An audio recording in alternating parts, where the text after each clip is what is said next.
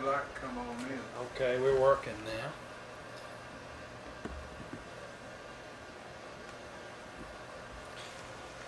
Well, let's see. Last time we talked, I think we talked about you and Granny getting married or about to get married. Y'all were, she working at the cotton mill, and where were you working? I worked at the cotton mill too, Jeff. We got married the last day of July.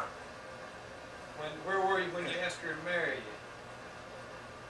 We married at College Street. I mean, where were you when you asked her to marry?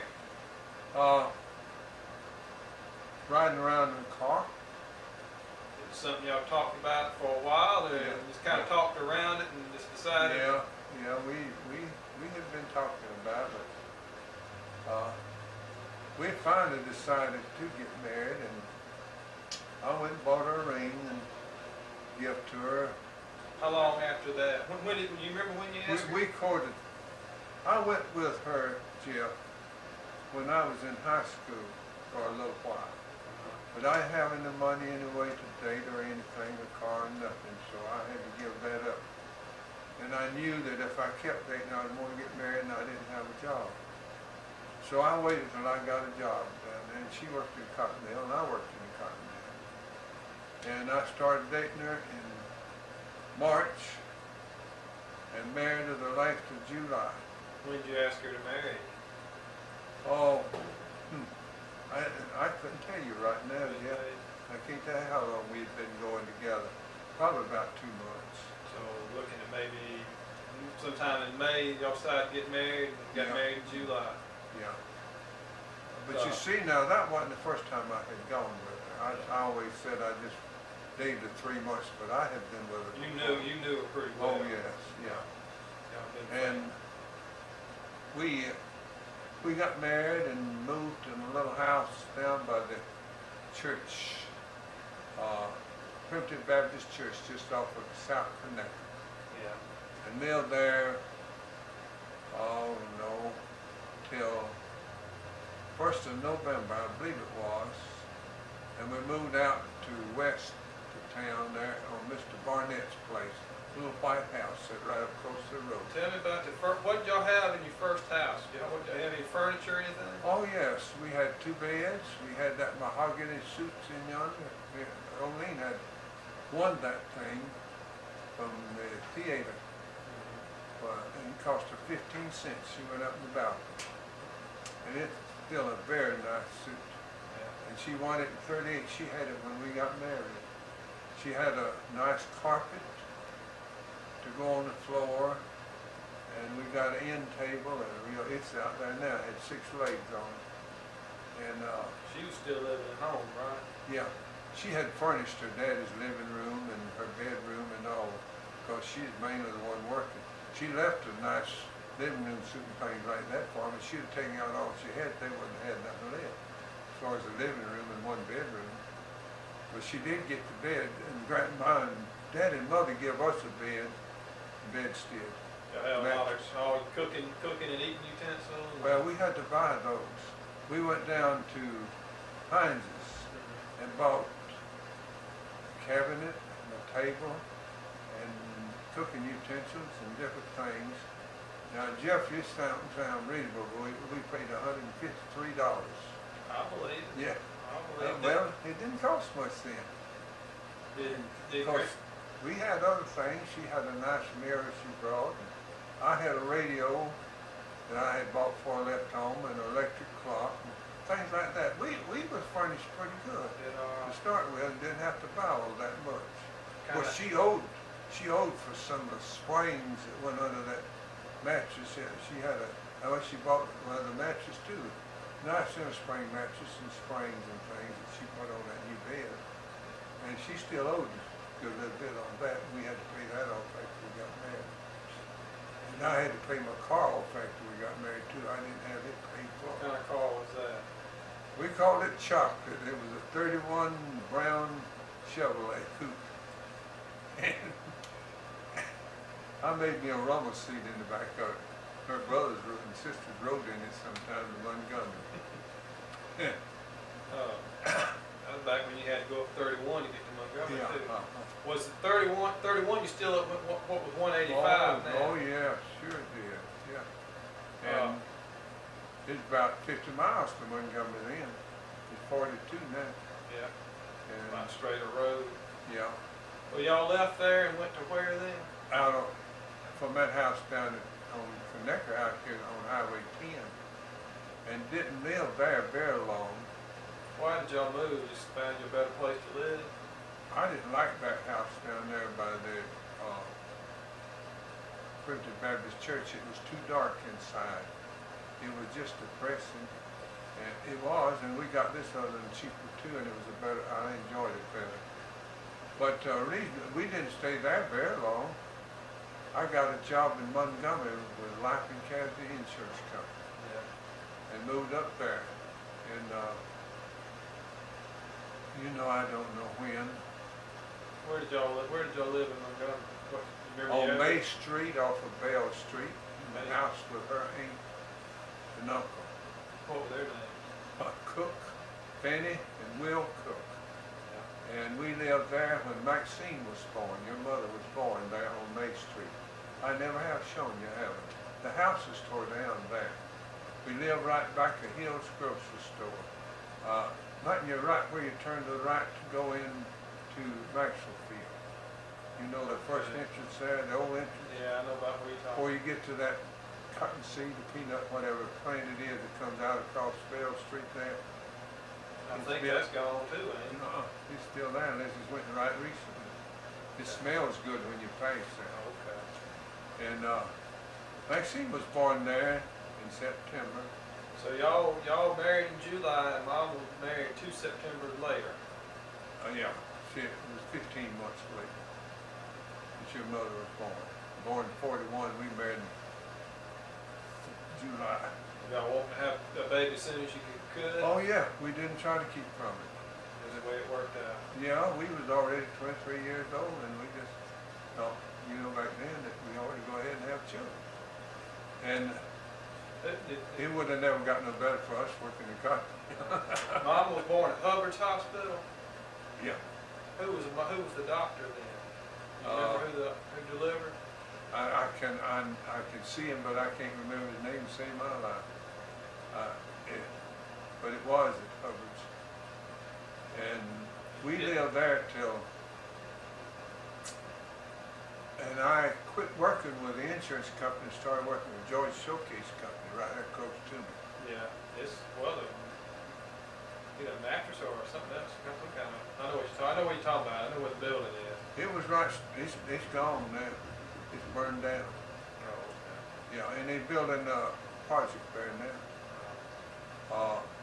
You can see it from Day Street almost. Did Granny have any baby showers, anything like that? No.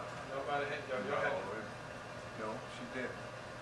they didn't do that kind of thing back then? She just went and stayed one night in the hospital and come back the next day. Like they do now? Yeah, but now she stayed on the bed, and we hired a colored lady to come, and we got a cot, and she slept in our kitchen Well, and stayed with Olene all the time. how far along was it before y'all knew she was pregnant? Oh, none. You talking about if she actually got pregnant? Yeah. Just when she missed one time, we figured that's what it was.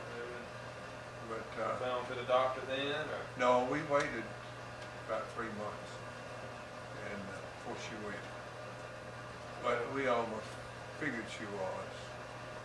How long did you wait before you came back here and told little granddad and grandmama? Jeff had been 56 years ago. I couldn't tell you to save a life right now. Bet you was excited to come down here and tell them one. Bet you was excited to tell them. Oh yeah, I Who was wanted the to first tell person him, you but told? I can't. We didn't tell him until we were sure about it. Who was the first person you told? I really don't. I tell you who asked about it first, and I don't know how he knew. We didn't even know for sure she was pregnant then. That was my boss, her boss too, was Frank Johnson. He called me into his office one day and asked me if Olene was pregnant. I don't know. He must could tell some way or another. I don't know. And I told him. Maybe way you that. I told him, Mr. Frank, I really don't know. We think so. but I really don't know until she misses another time or goes to the doctor or something. And of course, when we did, I don't know, I think about 3 months we told her for sure. But we left there anyway. And I went to Montgomery. Went to work with Life and Casualty and worked with them about 5 months. And I didn't really enjoy that running around collecting insurance. So I found me a job there paying just as much or more. I enjoyed showcase people working in the shop part of it, running machinery. Didn't have any kind of health insurance for that company, either one of them? No. I don't think it cost us but about $60, doctor and hospital and all for you when your mother was born. That was it. And we managed to have that much, but we didn't have much at that time. Granny, was she working then or not? No. Your grandmother never worked anymore regularly for 31 years. She was working. But I mean at your meal. She was working up till she got pregnant or up till she delivered? She worked till we left Greenville. Oh. But she didn't work after we went up there. No. I made enough for us to get by all right, but no extra money much. Were y'all paying her Aunt Fanny rent? Yes. Was it a house cut up into an apartment? We had one side of the house as a hall in, and she had the other side. You had your own kitchen and all? Oh yes, we had all that. Well, actually it was one big bedroom and a kitchen and kind of a kitchen dining room in the other room. Well, that worked out. But that's all we needed. And they had, I believe, 4 rooms over on the other side. They had children, didn't they? No children. They didn't have children? They had no children, never had any children. No. Sure didn't. Will Y. Cook was his name. What the middle initial Y? I believe it was, but I'm not, I can't remember now for sure. So y'all stayed, this is September of 1941. How long did y'all stay there?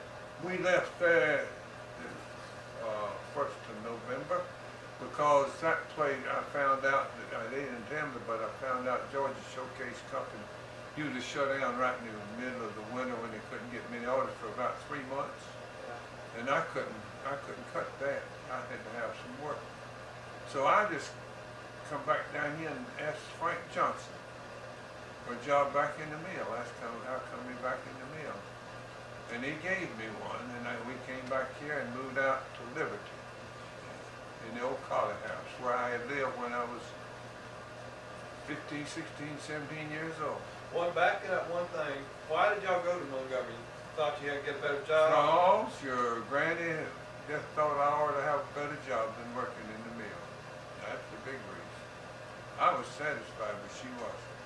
She always thought I ought to keep going on, and she's a forward-thinking woman. yes, she was, but I was more cautious than she was. That's what I heard. Always was. That's what I heard. I've always was. But it paid off in a lot of ways, Jeff. Oh yeah, It paid off in a lot of ways. you need somebody that's cautious and somebody Yeah, that's not. because if I had done all that she really wanted me to do, I'd have gotten a big mess a lot of times. I'll tell you one of the instances too. See, we only had 2 acres at that time, right here where the house is. Of course, down that way, she wanted to put chicken house right alongside the house there one time. And you know that wouldn't have worked at all. You talking about like mom and dad had? Yeah, chicken house, the raised pigeons, yeah. And she wanted to build it right here by the house. And that wouldn't have worked.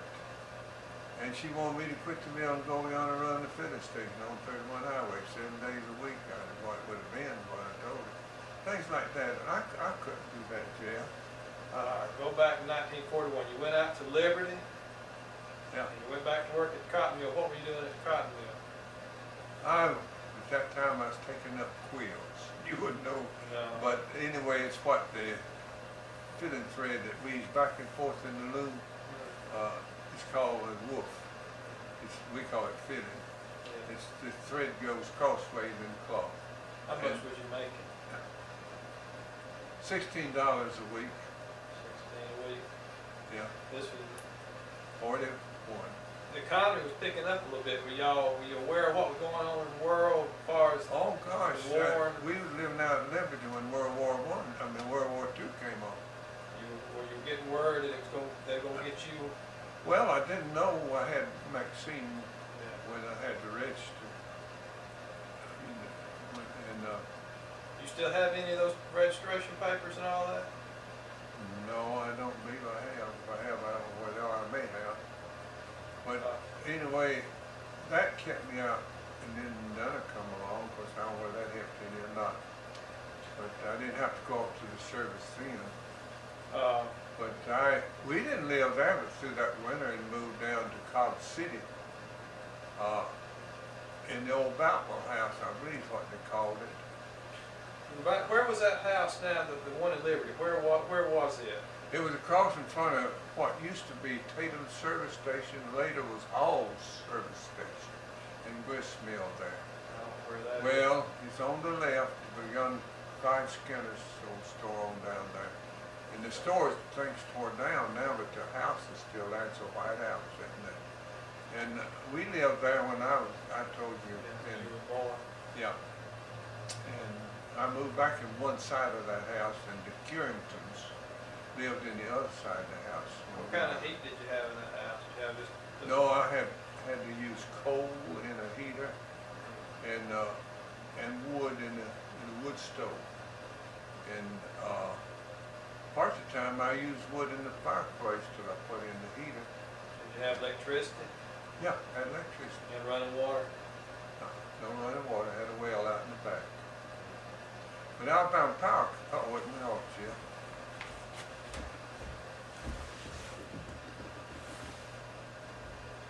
Go ahead. Alabama Power Company at that time run electricity out there, Jim. But you know, it didn't have it in the country everywhere. It was 1940 before we got it out. Well, yeah, we had it out here then. We got it in 1940, and that was 41. It was out there, but I think it was Alabama Power Company. You were, by then, this is 41, you were married, was Uncle Hollis married by then? He married before I did. He married in 38. He did in December 38. And Aunt Lori, she didn't marry. She married about a year later than I did. Heck, I did. And Granny was the only one at her house that was married too, first, wasn't she? Or did they? No. Edna Ain't Edna already married? and John and Mike were all married when we got married. Mike was younger than Oline, but that's all. There was 3 married when we got married. Where were you when Pearl Harbor was bombed? Where were y'all that day, that Sunday? We lived there at Liberty. You remember when that happened? We had a radio and heard it pretty soon on the radio. Late in the afternoon, wasn't it? Yeah. Scary thought, I would imagine, wasn't it? Boy, that was upsetting, Jeff. It really was. It was upsetting. And I had to, at first I tried to have wood all the time there, and I had to have wood for the stove. It was a quarter of a mile down the lane to the woods on that old place. And I have gone down there and put a big oak tree on my shoulder that I could bring it back to the house and cut it with an axe. And it was uphill, and bring it on my shoulder and cut it with an axe to have wood. That's how I had no other way to haul it, did you? I was how tight. I didn't even have a wheelbarrow. Couldn't buy one. I didn't have the money. That was how tight we was living. Because I had bought a car while I was up there in Montgomery, and I was trying to pay for it and what little money I was making, and it was hard. Did you have insurance on your car or anything like that? You just, Didn't know about insurance back then. no such, not even life insurance? Nothing. Well, I had life insurance, and had some with the mail too, a little bit, not much. So you moved to Cobb City. Where was that house?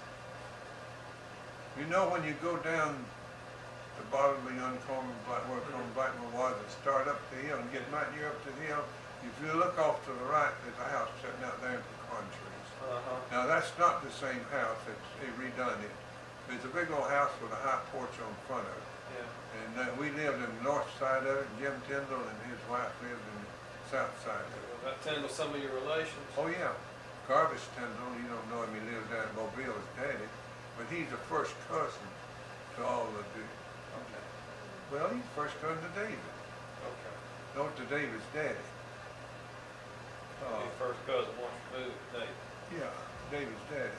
Y'all lived there, okay, you lived there from November of 41? No, we moved to Liberty in 41, it was spring when we Oh, moved okay, down that's to right. Cobb City in Spring. 42. Spring of 1942. Yeah. And we didn't live there, but that summer, that fall, we moved up on Boutwell Street. 133 Boutwell Street. I have shown you that house. Yeah, I know which one it is. It was a dead-end street, and that was the last house on the left at that time. And we had a big lot there, and I really enjoyed it. And we lived there until I had to go to the service in May of 45. And I lived there 3 years. Aunt Nan was born when you were living there, right? Yeah, And June the 5th, 1940. which hospital was Aunt Nan born at? She born in Staples. Do you remember who delivered her? Yeah, Dr. Bryan. Right. Yeah. Who named Aunt Nan? You or Granny or both of y'all? I think we both did, but I think Olene mostly thought about it because of a lady she knew there in Greenville, Nana Max Mullins. Yeah. And I think her husband used to run a wholesale place down there close to the depot. That old big building on the right there. I think I've seen her name in the paper 50 years ago, you know, the section of the paper 50 years ago. Yeah. I think I've seen her name in that section. Yeah. And like, Well, I think that's more or less who we got the name, thought of the name from. I don't know where the gene come from. that house had electricity. Did it have running water? Yeah, it had electricity. You know, as far as I remember, it had running water. I can't remember. Seems like there's a well back on the back porch, but I can't say for sure. Did it have a hot water heater? No, Did it we have didn't water? know what hot water heaters was. Yeah, yeah, we knew what it was. But Bet it was cold in the wintertime, baby, Yeah. wasn't it? You had to heat water. Yeah. Our big stove had a reservoir on it, and you could have a good bit of hot Was water. that a gas stove or electric No, stove? well, wood stove. Wood stove? Yeah. Still cooking on wood, huh? Yeah, we cooked on wood until I had to go to the service. And then Olene, we bought a little old wore out, more or less kerosene stove. See, she moved off of Boutwell Street down to rented the north side of Mr. Cohn's house. Yeah. 3 rooms, and the bathroom was on that side too. But all of them had to use it. And it was, we put a little kerosene stove in the back side back there and had She something went to cook to on. Yeah. But it wasn't very good, and while I was gone, she bought a real nice kerosene stove. Looked like a electric stove and all. It was real nice. All right, you were, just saying, we're getting up, you say you got called in May of 1945? Yes, 16th. I was sworn in the 16th day of May. All right, you had told me once before that you had gone down to the Selective Service office and After was there any chance of me being drafted, and they didn't think so. the war in Europe was over then, right? Well, the war ended in Europe May 8th. Yeah, it was just about the time it ended that I went down there. And they told me, see, I was wanting to buy me a car. I bought a Buick car. They told me no, and I bought a Buick car. Right nice Buick. And it wasn't no time. I don't know how many days, but just a few days, not too long after I bought it, then I got my notice. Okay, you were living on Bowden Street and Granny moved to College Street, lived with her father. Yeah. And you went, what camp did you go to? Well, I went to Fort McClellan to get processed. I went from there over here to Hattiesburg at, what's that place called? I forget now. Fort Polk? No. Well, anyway, I went to Hattiesburg, Mississippi, and from there I stayed about a week. I was shipped out to Louisiana on the Red River and went to Livingston, a temporary camp out of Alexandria, Louisiana. You don't remember the name of it? Yeah, Livingston. Oh, Camp Livingston? Yeah, Camp Livingston. And there was about 5 camps down there. One of them's a permanent camp, Camp Polk, and it's still there. It's Fort Polk now. Yeah. I Well, think it might his be called Fort Bend. I think his nickname is Hell on Earth. Yeah. I imagine But that's the place anyway, you were at about the same way, wasn't it? It was the only one that was a permanent one. The one I was in was the largest one there. They trained at one time, each time, all the time, had about 60,000 men training in it. It was a large one. What was your drill sergeant's name? Oh, I can't tell you now. If I could see him like he was then, I'd know him, but I can't. Was he a tough fellow? No, he was a pretty nice man. Oh, he was strict, but if you treat him right, he treats you right. I'll have to give him that. What was some of your buddies there at that camp? Do you remember any of them's names? Yeah, I can show you a picture of one of them. I went to see 50 years later. What was Jim, his name? Tim Polk. Jim Polk? P.O.E. Polk. From where was he from? Duck Hill, Mississippi. He was a Southern boy too. Yeah. We have a good many Southern boys, and a lot of boys out of New York and Ohio, is mostly, and some, 1 or 2 out of Oklahoma, and Alabama and Georgia. Did you have favorable impressions of most of your boys you were with? Yeah. I don't want to, somebody might see this later on, but the ones out of Ohio, most of them, there's 2 or 3 pretty nice, but they felt like they was a little bit better than us Southern boys. But they didn't give us any problem. None of them gave me any problem. Where was your sergeant from? Did you ever know that? No, I didn't know where he's from. You couldn't tell from his accent? I think he's a Southern man, though. He talked like it. And I had several different friends there. What One was of your them pay? One named Grissom out of Oklahoma, and I had a fella, Price, out of Georgia. He was 33 years old and had 5 children. They had inducted him into the service. I've told you that before, but Yeah. I'll tell it on here. And there were several more. I won't try to go into.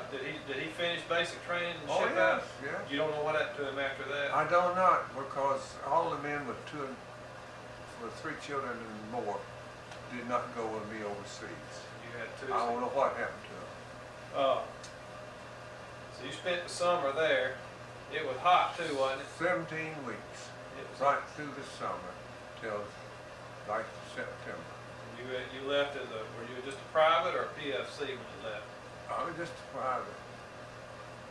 And I could have made, well, I guess you'd call me PFC. But I could have made corporal overseas, but I wouldn't take it. I'd come home. Your serial number was 44101112. I remember you telling me that years ago, and it stayed with you. Well, the way I said it was real easy to remember. 44101112. Yeah. Granny was here at the house. You were sending her paycheck to you, wasn't you? I mean, you were sending your paycheck to her, wasn't you? Yeah, I paid $15 here. How much was you making a month? Well, I was that, see, that was my paycheck. She got an allotment of $100 Oh, a month. was that more than what you was making at the cotton mill? No, What? no. No, when I left, I don't really know exactly what I was making when I left, but my paycheck had gone up fairly well, fairly well. But she could do fairly on $100 back then. And I actually got paid $15 or $16, one of those, I forget which. But it went up when I went overseas some.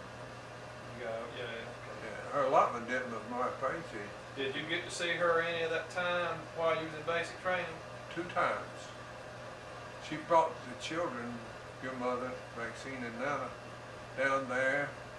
See, I could not go out of camp the first 6 weeks at all. Couldn't even go to town. But after 6 weeks, I could go to town, and I wrote her and told her, and she came down there, I believe the 7th week, and brought the girls. And she went to, she found a place out the edge of town there, Maxine was talking about it the other day, in a little old cabin type places, and they had little eating joint there and all. That she did. And she stayed there that weekend, and I came to town and stayed with them for the weekend. And she lost her watch her daddy gave her. That's the first thing he'd ever give her. Pretty nice elder watch, and she's carrying that around on her arm. She lost it. I bet she had never been prettier since the day you married was the day when you saw her then, had she? Yeah. You were so glad to see her. Now, you better be like that, see her and the children too. What hurt? Well, I'll wait till later, but. I bet you hugged them till you couldn't that day. Yeah, what hurt me is, see, Nana didn't know me. She didn't know me when I come back from overseas. Because she wasn't about 2 years old. Wasn't quite 2 years old when I left home. She was born in 43, wasn't she? Yeah, and in June, and I left in May of 45. She wasn't quite 2 years old. And she didn't know me. Maxie, your mother did, but Nana didn't know me. That hurts. You stayed there 17 weeks. Where did you ship out to then? Well, I came home and had a week at home. And left from Greenville and the first week in, I think around the 6th of October. So the war was well over by then. Except Japan. No, October was finished by then. The war ended September 45. Yeah, that's true. Yeah, I remember I was out in the field when they came and told us. I was out training. So The train was just about over. And they came and told us. And boy, was I happy. yeah, that's when they told you the war. Was that when they told you that the bomb had been dropped? Yeah. Yeah. In September. Like part of September sometime. No, it was the last part. It was 1st of August. It was the 6th and the 9th of August when the bombs dropped. And the treaty and the surrender was signed 2nd of September. Okay, it was the September when they come and told us the treaty was signed out in the field. The war was over. Yeah. You was hoping you wasn't going to have to go anywhere but home then, wasn't you? But you know what? We had to finish up that whole 17 weeks of training though. We didn't get to come home to it. And when I come home, I had about a week, I believe, Jeff. And I shipped out to Fort Ord, California. And stayed there about a week. Drove it by train.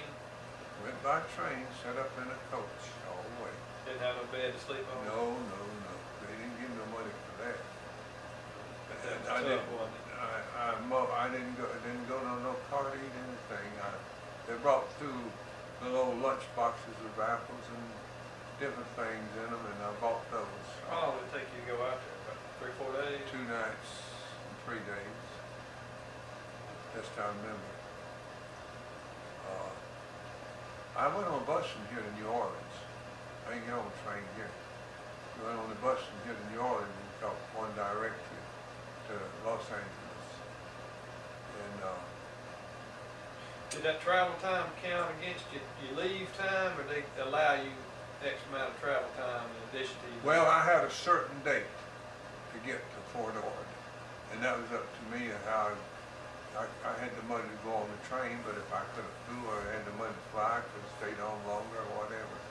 And I don't remember just how many days that, I don't remember just what day I was supposed to be back.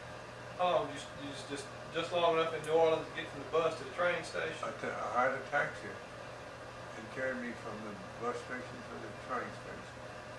And caught the train there and still had to, I set up all the way to Los Angeles, and I had 2 or 3 hours in Los Angeles, and changed to another train, carried me up to Salinas, California, I believe it was. I got off, went out to Fort Ord, and stayed there a week. They didn't seem to know what to do with us. And then I got back on the train and went to Seattle, Washington. Were there any of the boys that you had basic training with? Were they any of them there?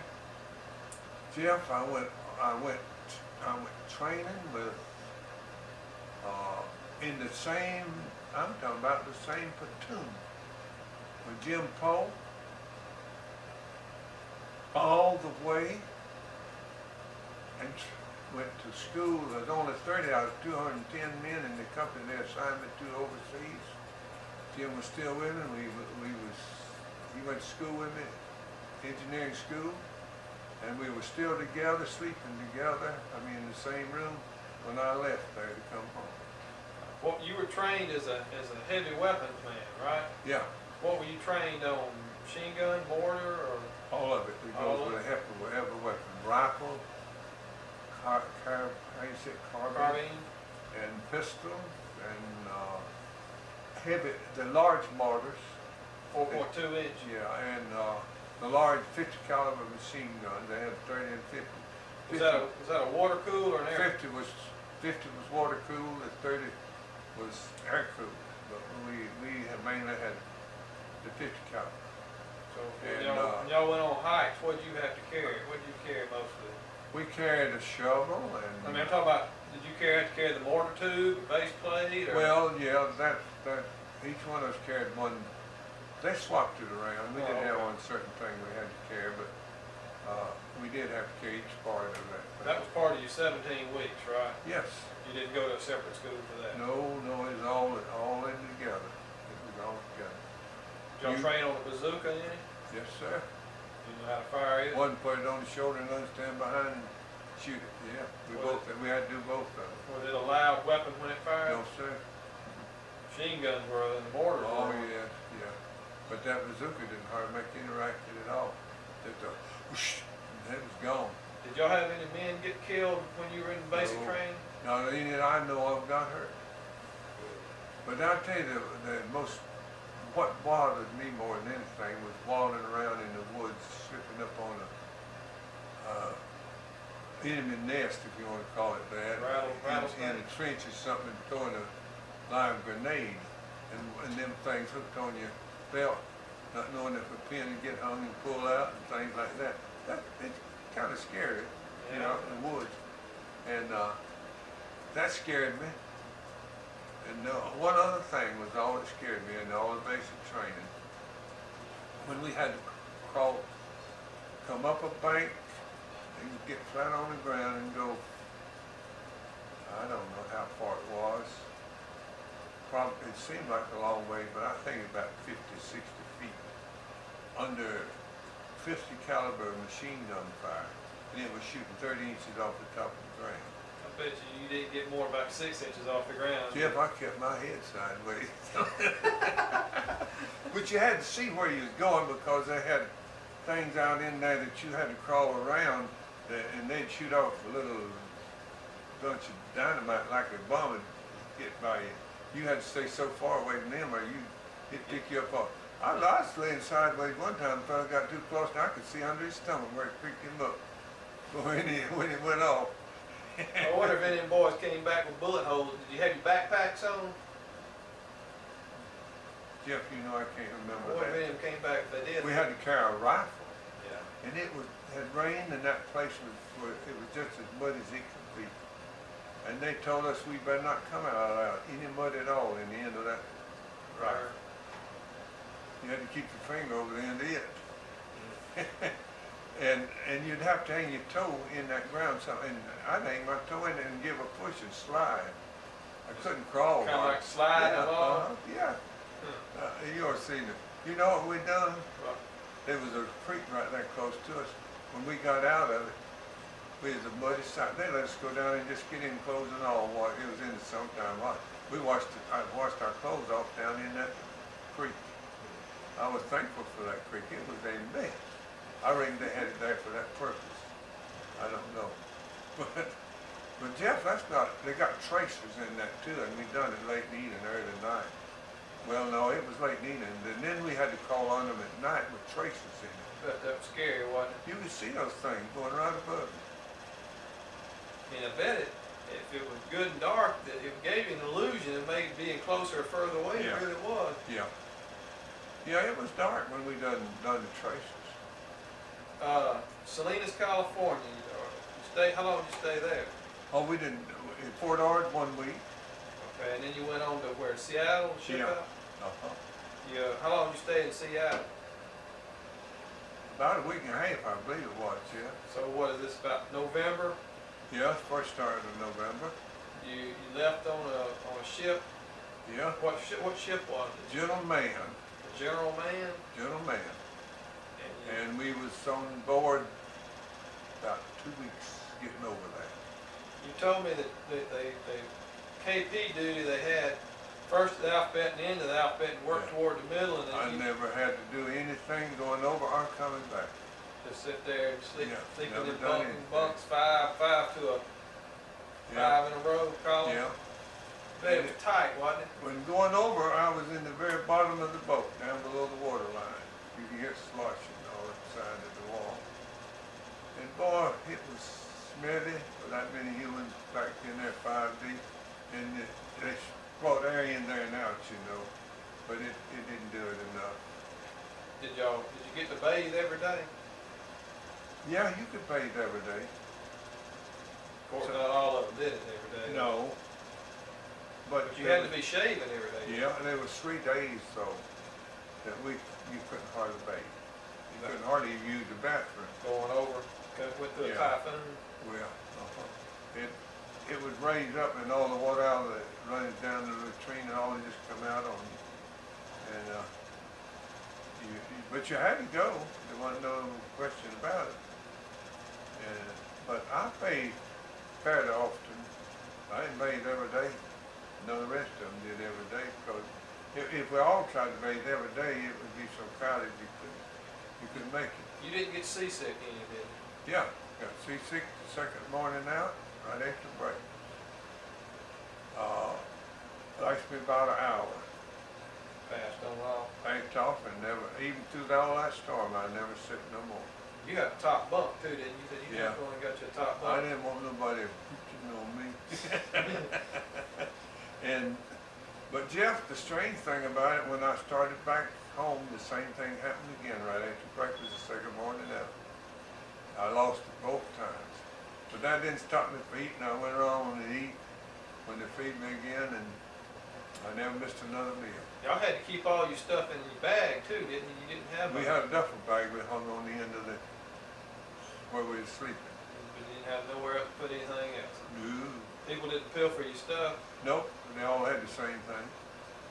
They didn't have nowhere to put it. You didn't have any individual stuff or anything like that. Oh, we had most of what they issued us to shave with and all such as that. You didn't want to carry that. That was a load to carry what you had. You didn't. I guess so. I brought one thing back, and that's the only thing I ever regretted. I wished I hadn't even fooled with it. The Red Cross gave me a blanket in Tokyo, well, it out from Tokyo, and it was a gift to me, and it wasn't to the service. And they took it away from me over here in Mississippi when I come back, when I discharged. That wasn't right, because some of them got it. Yeah. They didn't belong to the service. All right. Where did you make landfall in Japan? Hiroshima. Not Hiroshima, but Nagasaki. Nagasaki. When was that? That was in December then. No, it was in November. Oh. We were sitting on the boat at Thanksgiving, Oh, okay. and Lonnie Weaver, the boy that lived just across the bridge from me, was there with me on the boat. And he had a brother, Kermit, that was out in the town. And they let him come, brought him out on a PT boat, or a smaller boat, I don't know, it is a boat. Brought him out to eat Thanksgiving dinner with his brother, believe it or not. I believe. Yeah, that's what happened. Well, you knew the bomb had gone off in that town. Oh right? gosh, yeah. They What told did us where we were. Did they tell you about anything about the radiation or anything? No, there was boys staying out there in it. The Kermit stayed out there in it. You didn't have any problems? No, no. What We- did, We stayed there a week and got off the boat and come right straight through town. I bet it was tore up, wasn't Jeff, I've never seen nothing like it. I hope I don't ever see anything like it again. You had brick and mortar and steel and tin twisted up there, burned, and that's all was left. Along the water edge, it had been done long enough. Let's see, that was in November, and it was dropped last August, wasn't it? it? Middle of August, Yeah. 9 August. All right. And that was at Thanksgiving, right at Thanksgiving, when I got off the boat in November. And they had built back some huts, I reckon fishermen or something, out of that burnt tin alongside of the water, and that's all was there. Until you went to the cut.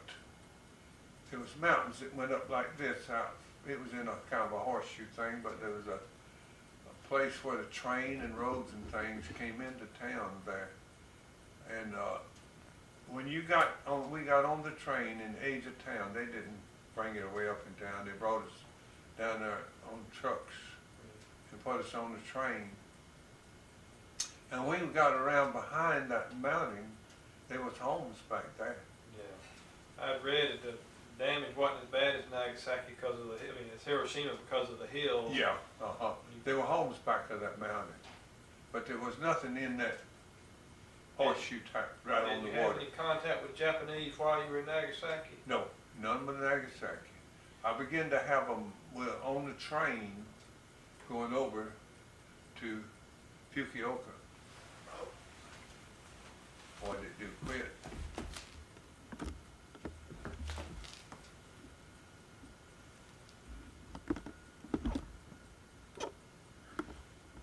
And most people that were here that will know the newer stuff, won't they? Yeah. All right, you left Nagasaki and went to Fukuoka. You were traveling as just an A individual. Japanese train. You were traveling as an individual replacement. You weren't in a necessarily a unit then, were you? Yes, I was. What were you in? They had assigned me to the 141st Base Survey Engineering Company. That was after you got off the ship. Well, they done it on the ship Okay. and sent us off as a company off of that boat. Okay. I don't know how. See, I'd never had anything like that, but that's what this sign was. That's what we was called when we come off of that 141st Base Survey Engineering Company.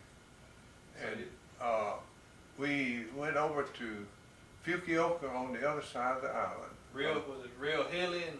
It was hilly between. It wasn't right. We was right on the water at Fukuoka. It was flat. But we went through. I didn't count them, but tunnel after tunnel coming across that southern island. That's the southern island of Japan. And on that island, as you get in around those mountains and things, and come through the flats, look up, you'd see orange groves. They had built walls, and then they'd move up and build another wall, and had orange groves that far south, believe it or not. But yet it snowed a little bit when I was at Fukuoka. But they grew oranges there. Fukuoka wasn't tore up too bad, was it? Oh no, it wasn't tore up. We were stationed in an old airplane hangar. That's where you like to froze. Yeah, I had to sleep on just a canvas cot, and we had old oil heaters sitting around in that thing, but it wouldn't warm it. The only way you get warm is stand right up against it, because it's a big airplane hangar. And they fixed us a little old thing there where you could play. We had one, I don't know what they played it on, but they didn't have but one record mostly. But we had some music. We had nothing to do while I was there. Y'all didn't do no. any base surveying, huh? We didn't have it. We didn't have anything. We waited there from 1st of December to sometime in January. I can't remember just what date. Spent your Christmas there, huh? Yeah, and we spent Christmas there, and I had the worst Christmas I ever had in my life right there. They put me on duty in the office to answer the phone and whatever come up. And nobody relieved me at lunch. I missed Christmas dinner, and wait that afternoon, just before they finished with supper, somebody come to relieve me. I got to eat supper. So I sat right there all day long, nobody even called on the phone. You talking about I had nothing to read or anything. You talking about a lonesome fella, I was lonesome. I kept my mouth shut though. I didn't say nothing. I don't know who's supposed to come. But they said somebody would come and relieve me, but they didn't. But Jeff, I would have never got, I'd done it. There wasn't nothing I could do about it then. But anyway, that was the worst Christmas I ever had so far. And we stayed there until sometime in January, and the boy was raised right over the hill here, Stanley Day, and I decided that we would do something rather than sit around and hold our hands while we was there. And there was a bunch of boys that we replaced. I guess they were in that company. I don't know what they were doing there. I never did know. But we replaced them there at Fukuoka. And they were just as yellow as they could be from taking Ativan, you know, to keep malaria off of them. And we made a bunch of boxes for those boys to ship Japanese rifles back home in. And we went down there and tore down a lot of the old buildings around that place. Even had to get out the nails and use those again and take that lumber. We had one old saw that we hand saw, and we'd saw that stuff with it and build those boxes. We could get several a day. It was cold part of the time, but we'd get around behind one of the buildings in the sun. Selling them the boxes, or were you selling them the boxes? No, we done it for them free. Jeff, we just sitting there holding our hands. Yeah. And why not do that? Because they've been through a lot. My granny was on Connect, College Street. Yeah. How long were you there before you started getting letters from her? I don't remember now. Probably about 3 weeks, so. Got a bunch of them all at once. Yeah. I bet they were wonderful to read, wasn't it? And she sent me a cake over there, but it had done molded when it got there. I give it to a Japanese, and they eat that thing. They pull that mold off and eat it. Bet they were hungry. Yeah, they're hungry. Jeff, they would dig around in the garbage cans where we'd come out and empty out our trays, and they'd dig around in them for what they could get. They were hungry. You left Fukuoka in January, and where'd you go there? Went all the way up, went through an 8-mile tunnel between the islands on the train, all the way to Tokyo. Well, then you wasn't on a steam engine in that 8-mile tunnel. Part, not going through that, no. But part of the way I was on steam engine, a lot of the way I was on electric. I had double tracks up on that island, Tokyo was on most of the way. And even with a steam engine, that's the easiest moving trains I ever seen. They never jerked you in nothing. I don't know how they done it, but they did. And you went from Fukuoka to Tokyo, huh? Yeah. And we was on that train 2 nights and 3 days. And I mean, I didn't have room for my knees hardly, the little place. Where did you put your bag up over the seat? Yeah. No, they had a car to carry me in. They didn't have enough room in those little things. They had a car to carry. They put a special car to carry me in. You probably towered over the Japanese, didn't you? Oh yes. We had to eat old K rations and C rations and got a cup of tea, a cup of coffee to wash it down, and just sit in your seat and eat it all the way up there. Old dried beans out of a little can and such as that. You talk about a fella blowed up. I was in a very terrible shape, Jeff. You had to be careful there on the train, didn't you?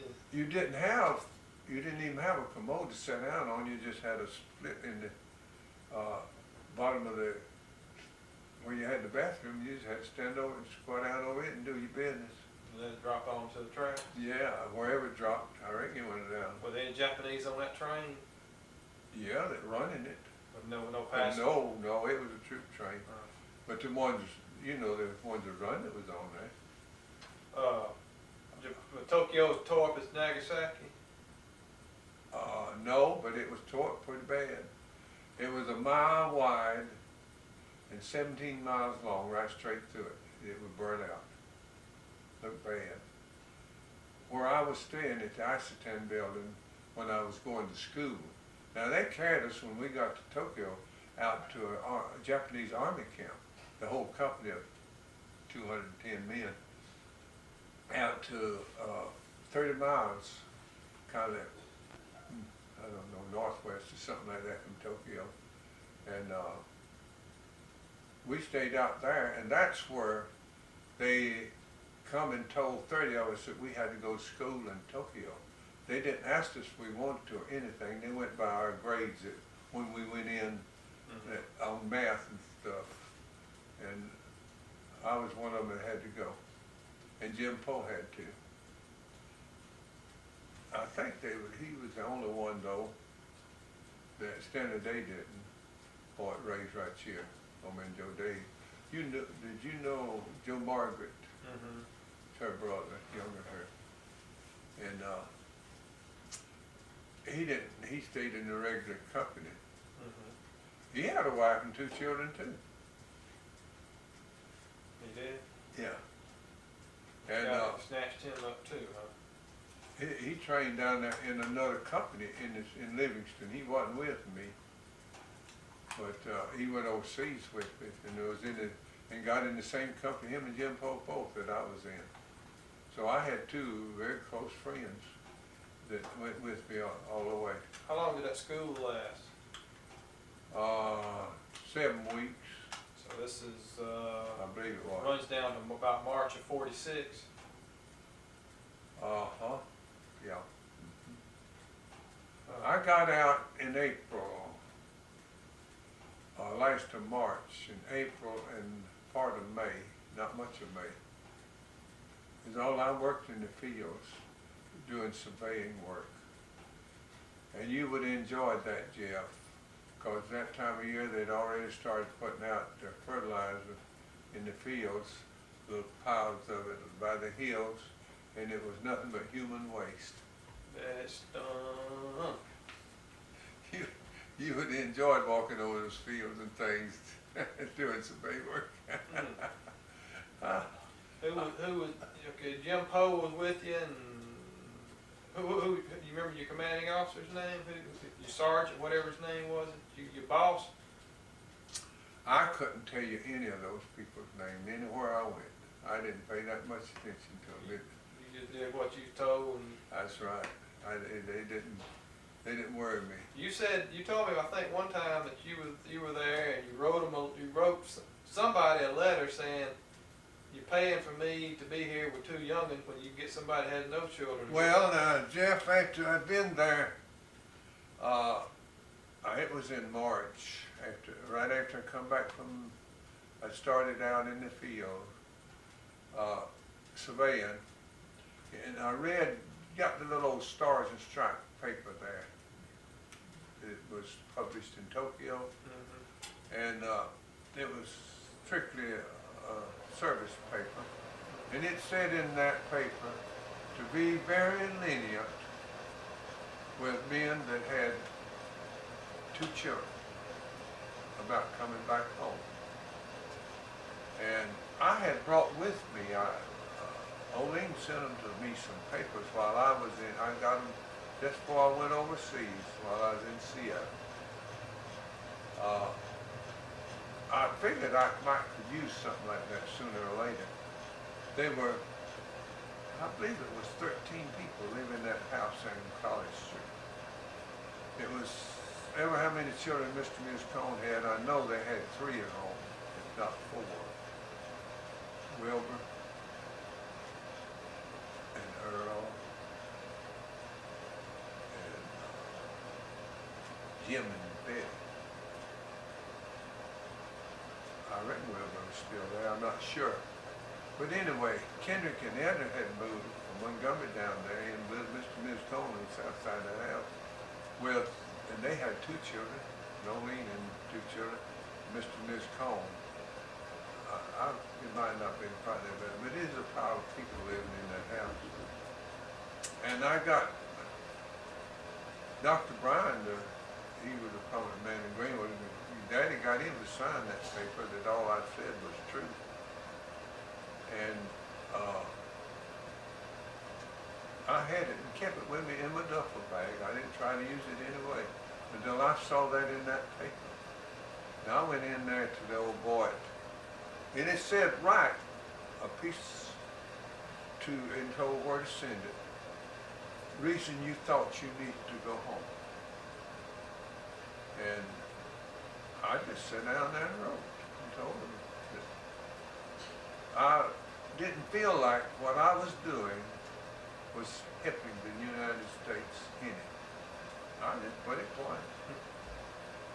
And that my wife and children was having to live crowded up at home with a bunch of other people.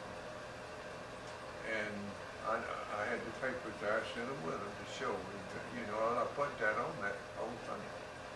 And I sent those papers I had along with what I wrote. And told them that I felt like I would be more use to my family if I was to go home. I don't know what all I put, that's the extent of it though. And you know, in about 5 days, 6, somewhere along there, I had my orders to go home. I mean, it didn't take much. There was an address there in Japan, you sent it to? Yeah, there in Tokyo. It didn't have to come over here already. They cut you orders and you left. You left probably what, last of April? It was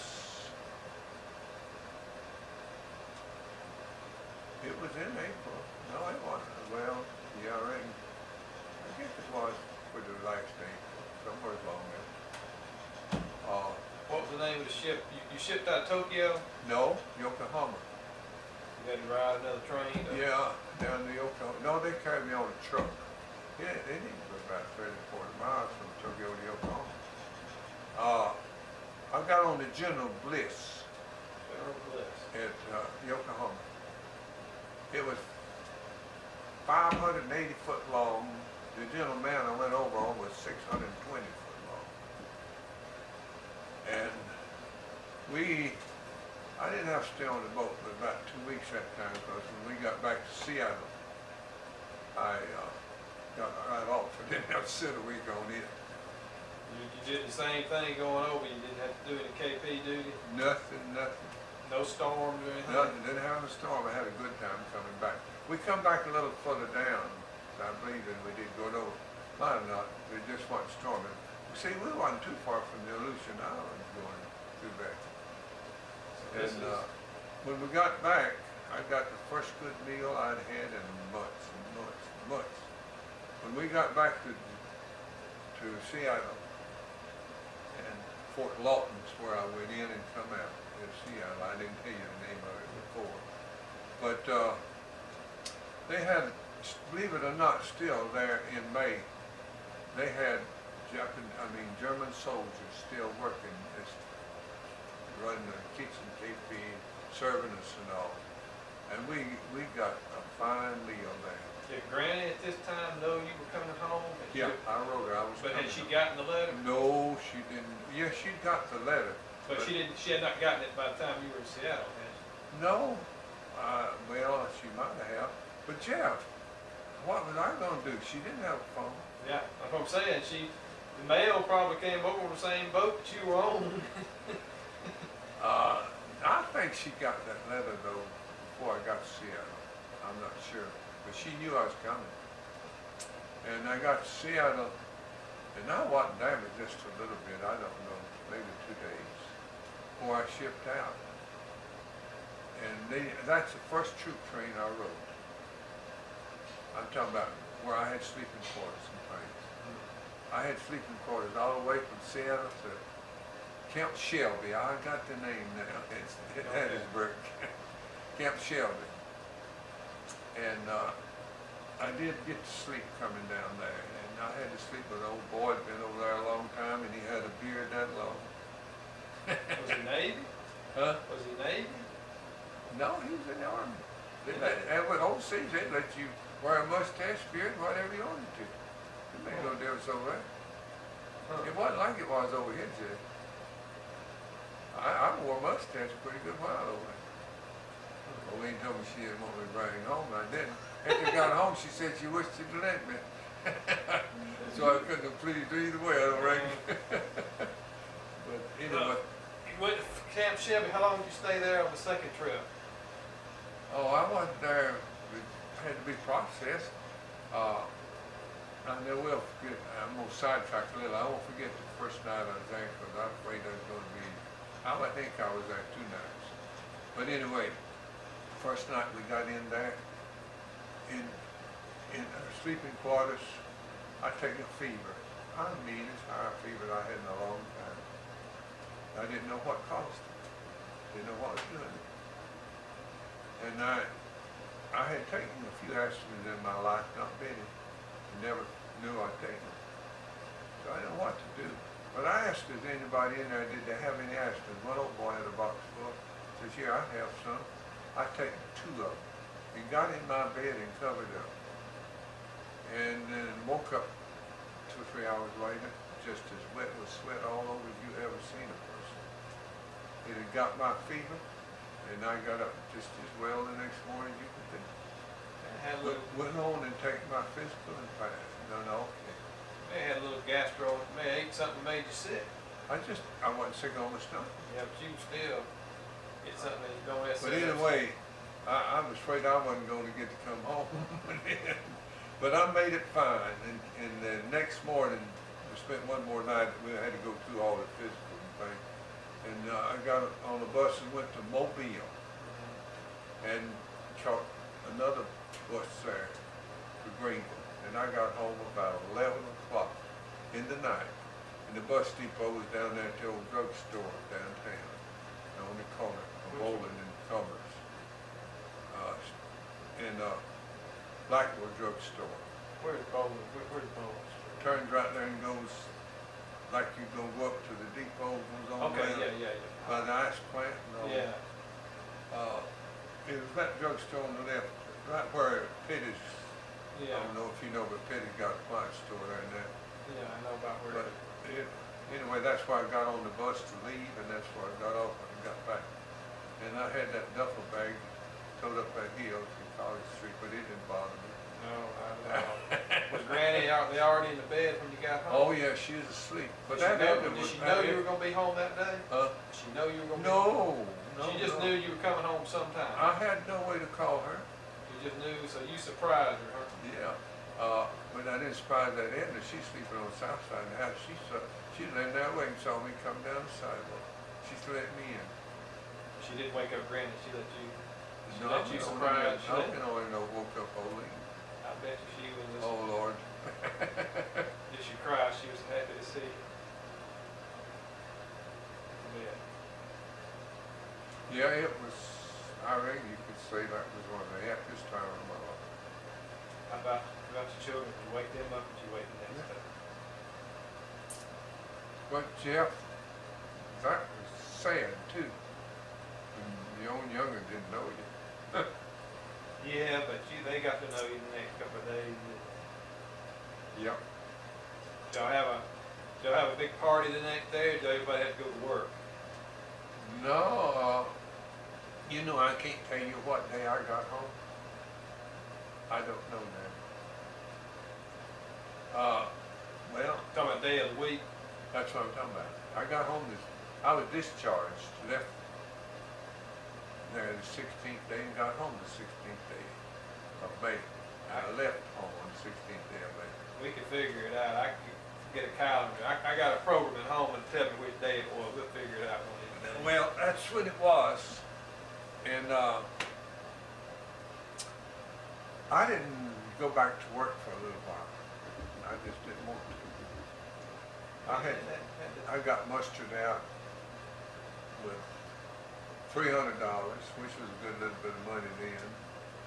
And I told Olin that we were going to have a little time together. Make up for that year and the day you were gone. Where'd y'all go?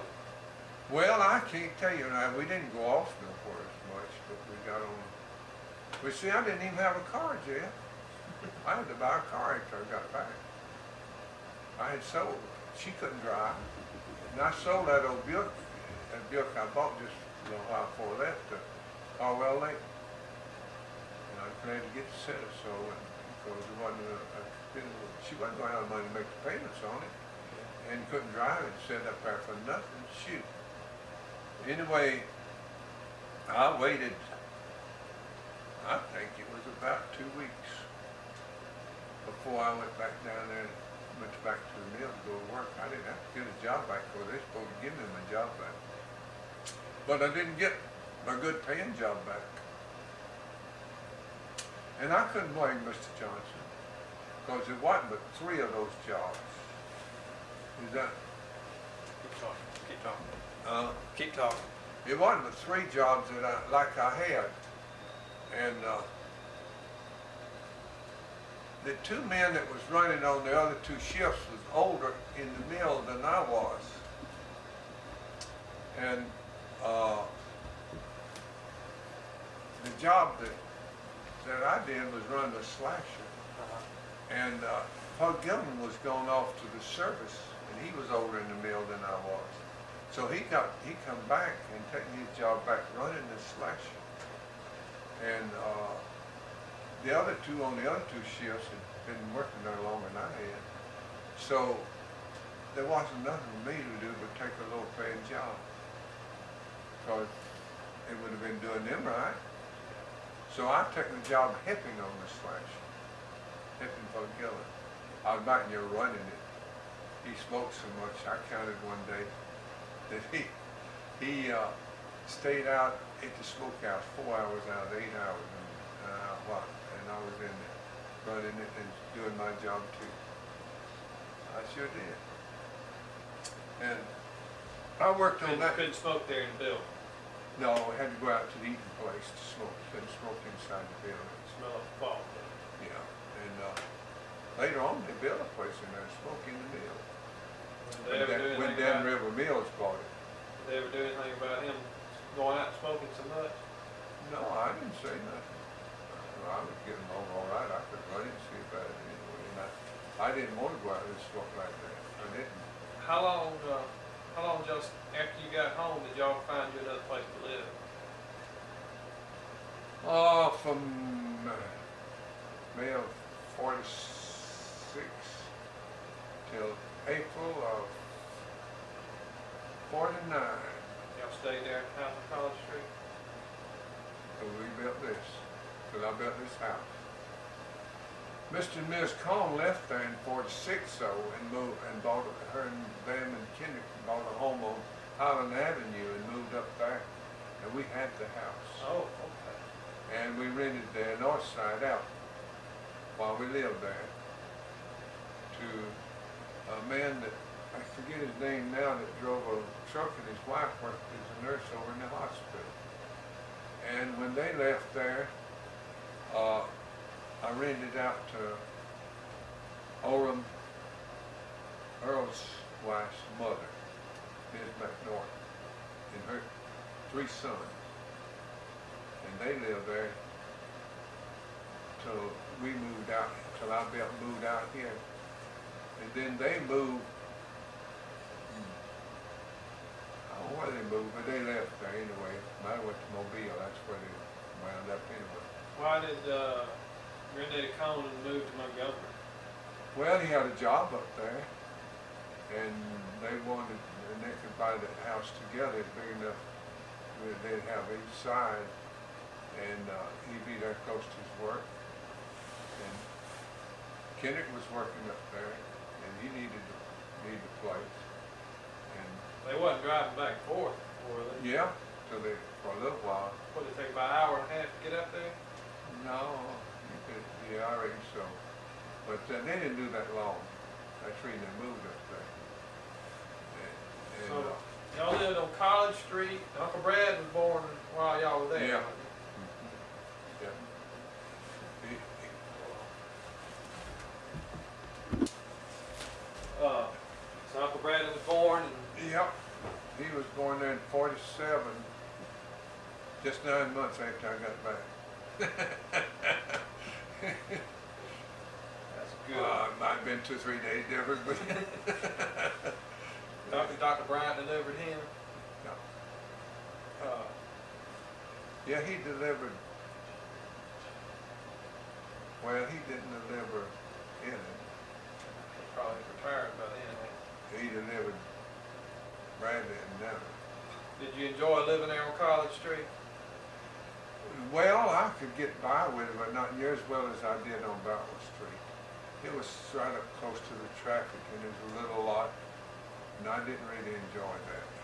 I could be satisfied anywhere I went, but you talking about really enjoying it, I didn't. And Daddy had told me he'd give me 2 acres of land out here anytime I wanted to build. He told every one of my brothers and sisters that. I was the only one picking up on it. So you decided when, about 1948, 49, you were gonna move out here? Started trying to get your money together? I decided in 49 that I was going to make an effort to do it. The first part of 49, so I started trying to get a little bit of money. Well, I had a little bit of money in the bank, not much. And I come out here and cleaned off the top of this hill a little bit. Had small trees and broom sage and stuff all on it. I didn't have to do a big amount of work. Where did the pavement end? There wasn't no payment out There there. wasn't none in town? Well, that hill, I mean, there at the jail, yeah. That's where the pavement is? Yeah. No payment at all, going into town, right on up to the jail. How much of Greenville was paved? A lot of the streets paved in Greenville back then? Yeah, I guess that street come down to Thames, maybe. Maybe it did, maybe that hill was paved. I'm not gonna say. And Greenville changed much while you were gone? Could you tell? What you wasn't gone? Not in years' time. You couldn't tell that much difference in a year's time. No. See, by then, your daddy had been preaching probably 20 years, hadn't he? More than that. Dad started preaching in 1923. Now it's 46. It'd be 23 years. 20 years. He was preaching. He was what? Southside hadn't been formed yet, had it? When was Southside? Yeah, he organized it in 1936. 36. That's right. I think we talked about that. February of 36. I think we talked about that on the tape. Yeah, it was organized in 1936. All right. So, you know, we talk about building out here. Was the lumber in this house? Did you buy this lumber, or was it new lumber? I built every bit of it new. Bought all of it. It's every bit new. I bought. Well, I'm gonna just tell you how I bought it down at Greenville Lumber Fire. That's what it's called then. I believe J.B. Newton was running it, and not all of it. Now the rafters, they didn't have it long enough there. I bought those rafters from Rainey's. You ever knew of Rainey's out across Seminary Creek there across from the radio station? If you go back in there, you'll find a big pile of sawdust. Rainey's they cut for me these rafters. I had to have them 20 foot to get as much as I wanted in the roof. It cost me more than anything about this house in Well Lumber. And who helped you build on it? I hired it built, the hull and everything. I hired, let's see, Craig, what was Lloyd Craig and his crew. Old man Sidney Newton was one of them, and I think he had 3 or 4 working with him. And they built. I came out here and laid it off and built some of the pillars and hired another fellow to build part of the other pillars. I done that myself in my spare time. And I hired them to come put down the foundation, put the walls up, all the framing and the top on it, and put the siding on it, and case it outside, and put up 2 doors, 2 outside doors, put the windows in it, and put 1 floor all over it. No porch, no steps, front or back, and no post under the front porch, but they had it propped up, and of course didn't have a floor. And that's the way I moved in it, Jeff. No partitions inside, no ceiling, no air overhead, and nothing. I mowed in it like that.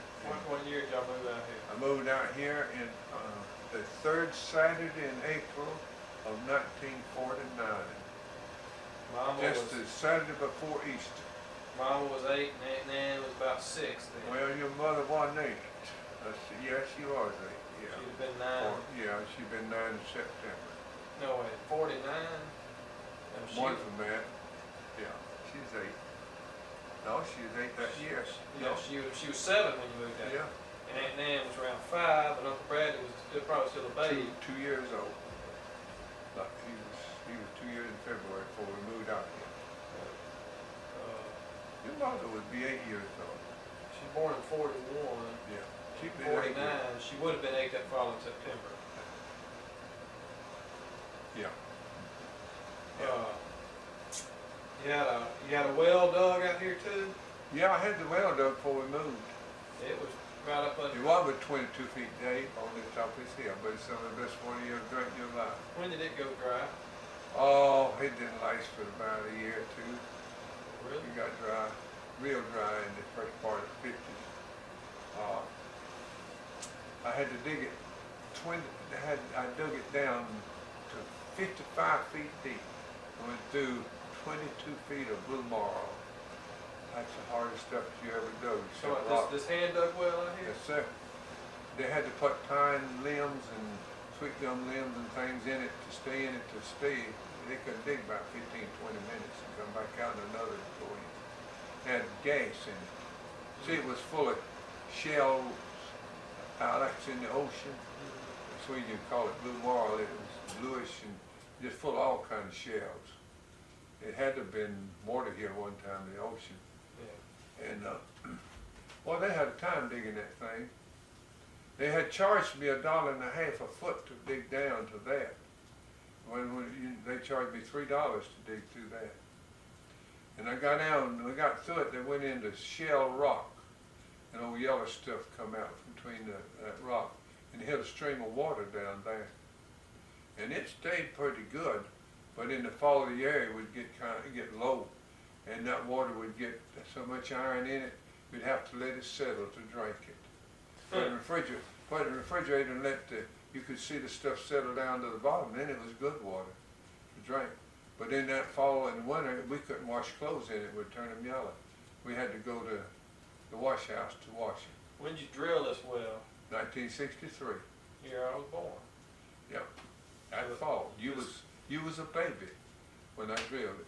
So this hand dug well, you used it from 49 to 63. Yeah. Is there water in that well? Yes, sir.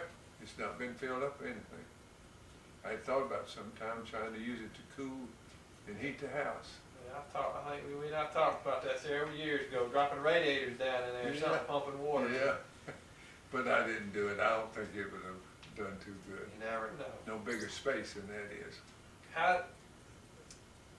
What is it? How is it walled off? Has it got concrete pipe down in there? Or? Yeah. Part the way. Down to the blue marl.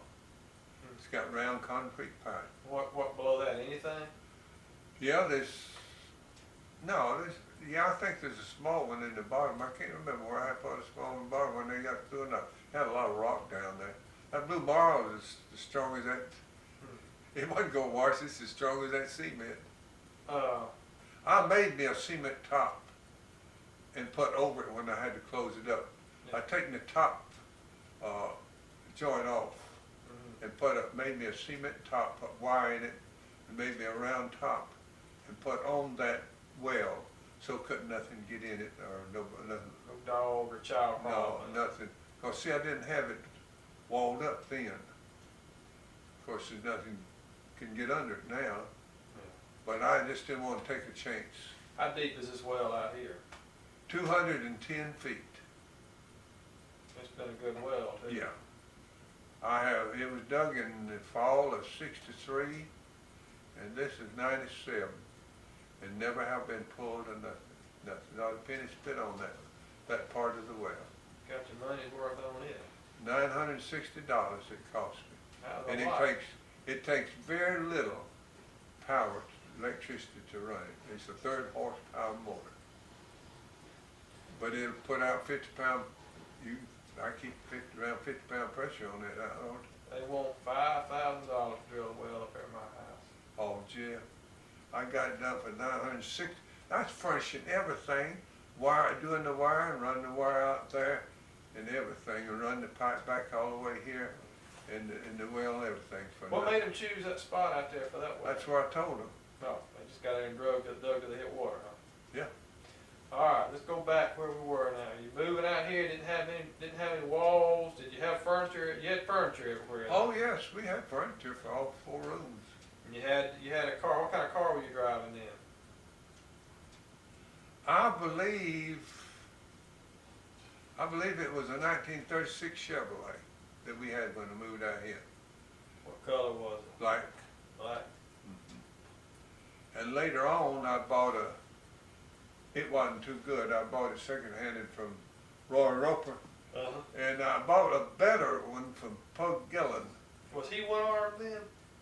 Roy Roper? Was Roy Roper one-armed then? Yeah. No, it wasn't Roy. No, it wasn't Roy I bought it from. I bought it from Bernard Roper, Vernon Roper.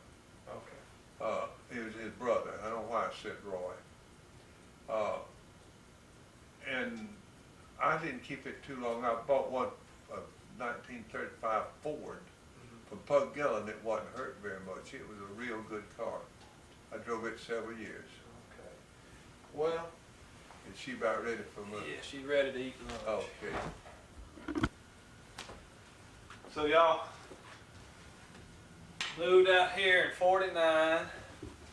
Didn't have any walls, and you had lights in here, didn't you? Yeah. Electricity. Yeah. Did you have sink, running water and stuff? Well, pretty soon, not when we first moved, I had to draw it by hand, but I put in a shallow well pump. Daddy had down there. He had taken out his when he drilled his well, and I used it till the well began to get, until I had to dig it deeper. Yeah. And when I had to dig it deeper, I had to get me I forgot what kind of pump you call them, but anyway, I had to get one that would go deeper. But you use a shallow well pump.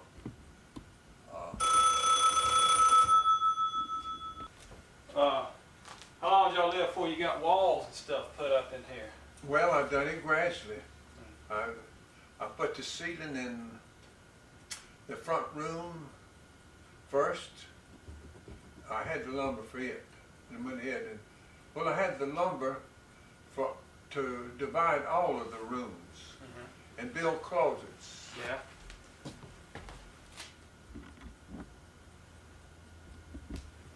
I just put it where I fall at the time. And build closets, and it wasn't doing nothing. Yeah, it's talking. I just wanted where I could see where it said record. Okay, and get all 4 walls and build the closets. We got that done, and enough lumber was already bought to put the overhead in the living room. And the next thing, I bought lumber and put, I don't know just what date, but bought lumber and put in the kitchen and dining room overhead. You told me one time, how much did the house cost you when you originally built it? $1,750 is what I had in when I moved in it. All paid in cash, right? Yeah, it was all paid for. No, it wasn't. No, I borrowed $800 from the bank. Okay. I didn't have but $580 in the bank, and I used it, and I bought stuff along as I was building on it. When you was doing the work here in the house, did everything with a hand saw? Uh-huh. You Yeah. didn't have a circular saw, any kind of power tool? No, I done it. Your granny broke a toe in there in the living room when we was doing some of that. Sawed a piece off and let it fall on her toe. Was she good with the saw? She's doing pretty good. You know, her daddy was a carpenter. She was used to such as I that. guess so. And she fell on one of her toes and broke it. What kind of stove did you have then? Electric stove? Well, when we first moved out here, she bought that nice kerosene stove and put, you don't remember the double windows there, No. because I built on that before you was born. Right, that was And, but there was double windows back there on the west side, and the door was put over where the bathroom is, back door. And she put the stove over there to start with. The double windows was where That the opening passage. is- Okay, mhm, yeah. And, but we didn't use it too long. It was a nice stove, but, we didn't like kerosene burning. You couldn't cook as well on it. We wasn't out here too long before we bought an electric stove.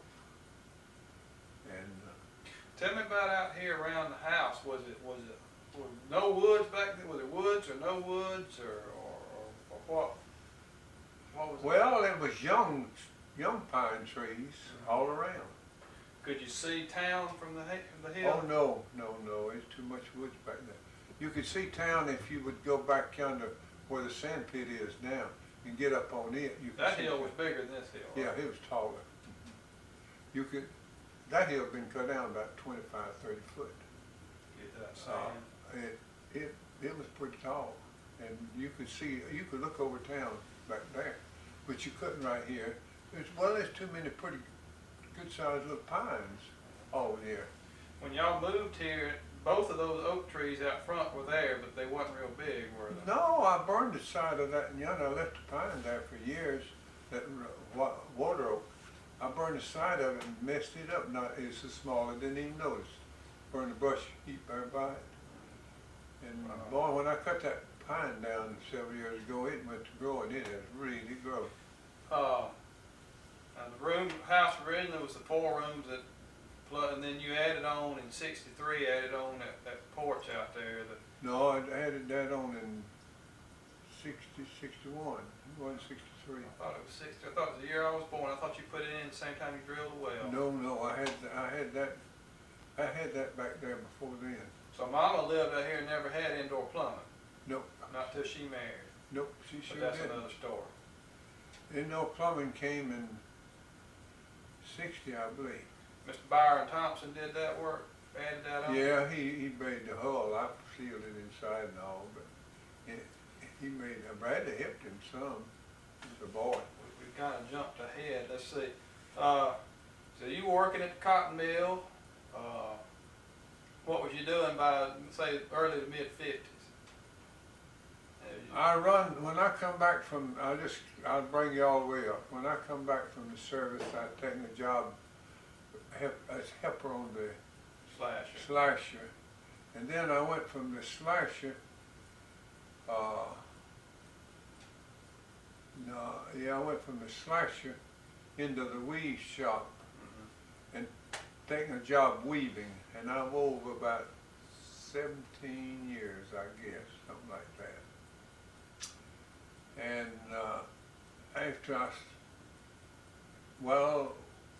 during that time I had fixed looms a year, and I left the mill and taken a mail route temporary because I substituted on it when Mr. George Winters got hurt. And I run this rural route from 1959 until January of, I believe, 62.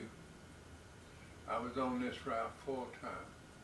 I substituted on it 13 years, but I run it nearly 2.5 years full time. But anyway, I was weaving all that time except one year I had when I quit to run the mail route in '59. I had to go back after I did go back after I came off the mail route full time, and I had to take a weaving job again for a little while. They didn't have the loom fixing job open, and I didn't. And I don't know, Jeff. Maybe I wove probably 3 years. I don't know, something like that. Then I was taking a loom fixing mechanical job, fixing looms, from then until I retired in 70. I retired in 79. Yeah, I think it when I was in high school. I retired in 79. Back during the early '50s, y'all were going south side. Were you teaching any Sunday school classes or anything like Oh, that? yes, I taught several. I taught the adult class, I taught the young people class a long time, and I was superintendent of the Sunday school over there a pretty good What while. about Granny? Was she teaching classes then? Yeah, she taught classes and led the singing at Southside. Good See, bit. I didn't know that. I never did know Yeah. she led singing. Oh, yes, sir, she led the singing. Could she read music well? No, she couldn't read music, but she could sing good. How long did she do that? Well, I don't know just how long, Jeff, but she led it pretty well. She led it, she might not been it well enough, but she led it, I don't know, several years there. Well, until they swapped it about some. She wasn't getting paid, it was just, Yeah. if she wasn't there, James Davis may have led it. But eventually, when he came from East Greenville, Francis Miller, she was Tyndall, her daddy, Jerry Tyndall, they moved their membership over there from East Greenville, and he started leading the singing. He led it till he died. He had a heart attack or something and died pretty young. And So you were a Sunday school teacher, about 3 or 4 different classes, and superintendent of the Sunday yeah, school. yeah, I've done a lot of different things over there. And, So well, you know, I'll just put this in. I moved my membership from out in Chapel Hill in Crenshaw County to Southside in either May or June, I can't remember which, of 1937. The church had been there a little over a year when I moved my membership there. And I've been there ever since, which will be 60 years in just a short time I've been. how long were you a deacon there? Well, When were you made a deacon? they asked me a long time before I take him, but Daddy was pastoring there and I wouldn't have it while he's pastor there. I thought, see, I had been superintendent and Hollis was there and Francis doing Daddy and Nolene. There was just so much of us carrying on there. But they asked Hollis and he'd take it, but I wouldn't take it. I told him as long as my Daddy was pastor there, I wasn't going to be a deacon. When Daddy left, I became a deacon when Ed Cruz was pastor there. And that was, well, Jerry Haley was there 8 years. About 68, 69, or 70, somewhere in there. And no, it's been since then because Daddy preached there after 66 at Southside. Yeah. I think he quit. I was 4 or 5 when he quit preaching there. Yeah. I didn't start being a deacon until Ed Cruz was there. And let's see, 8 and 12 is 20. Probably about 22 years ago. Okay, so that'd be 74. 23, something like 74, that. 73, 74. Yeah. Uncle Bradley was born in 47, Yeah, 47, so he was 2 when y'all moved out here. yeah. When did you build your car shed out here? 1950. A lot of the tin came from the barn down there at the big house. No, come off Daddy's house. He Come off came the off the house. It was the scraps. He sold it, the long pieces.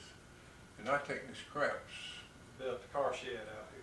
I'll put the top on it. And it's all, Jeff, anybody listening to this later won't believe this, but you heard me say it before. I built that whole thing there. Well, it was just 24 by 12 to start with, for $1.87. I believe it. I did. I skinned off, went right down there and cut. Well, they won't, if you listen, won't know. I went back to the house, I'll put it that way, and cut little pines and taking my bayonet, Japanese bayonet, I shipped back from Japan, and skinned those pines with that bayonet, and all of that old part there, those are sound little pines right now that I put on there then. Been there Got cedar post out of the woods, and all the plates is cedar, and the framing, everything, all the framing is, I got right here. And Daddy gave me, I got some of the old lumber that come off the top of this house. A lot of it's way over a foot. If you look in there, they're over a foot wide. was put on top of that house in 1861. Is in that house out there right now. Solid heart pine. $1.87. Yeah. Was that for nails? Yeah, that was for the nails. When did y'all first plant your first garden out here? First year was out here. And that I following? planted a little bit right back here beyond where the car house is down in that bottom. Following summer? Yeah, and I had a What'd you have to work it? garden plow. That old garden plow I got out there now. Same, when you buy it new or did you already? Yeah, I bought it new. It's that old. I'm still using it.